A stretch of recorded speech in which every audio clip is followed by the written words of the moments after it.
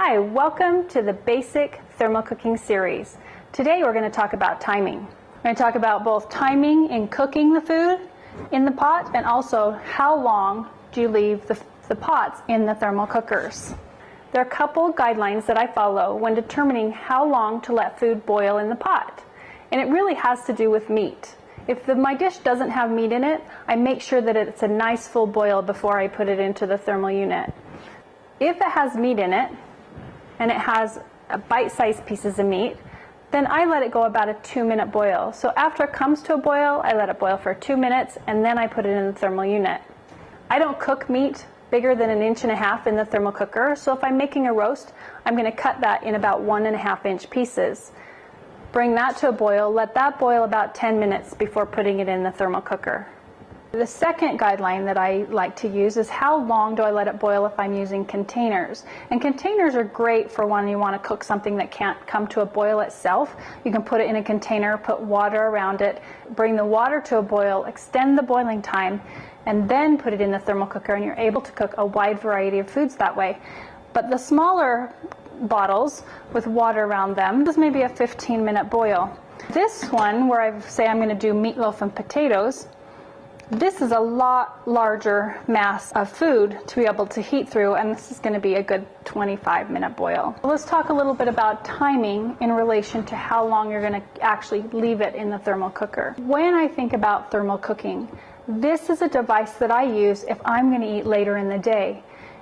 If I have a dish that I want to make and I know that I can have it ready in half hour, I'm probably not going to use this. I'll probably go to a pot on the stove. This is for when I want to cook something and have it ready later.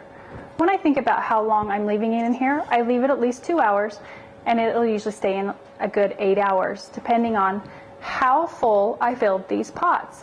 And that's a very important part to remember, and you can refer to our thermal mass class to help understand how different amounts of food in a pot affect how fast it cools. If I only want to cook this much food, and I need this pot 75 to 80% full to maximize efficiency and have it last all day long, what do? What I would suggest doing is either putting another dish in the upper pot or putting water in the upper pot and bringing it to a boil. Then by having food in the upper pot, now you're maximizing efficiency. Once you put it in the thermal cooking unit, it's going to stay hot all day. The other option is, if you've only got this much food in there, and you want to eat in 1.5 hours or so, good. It's probably going to be perfect for you to be able to eat it then. You're just not going to be able to leave it in all day.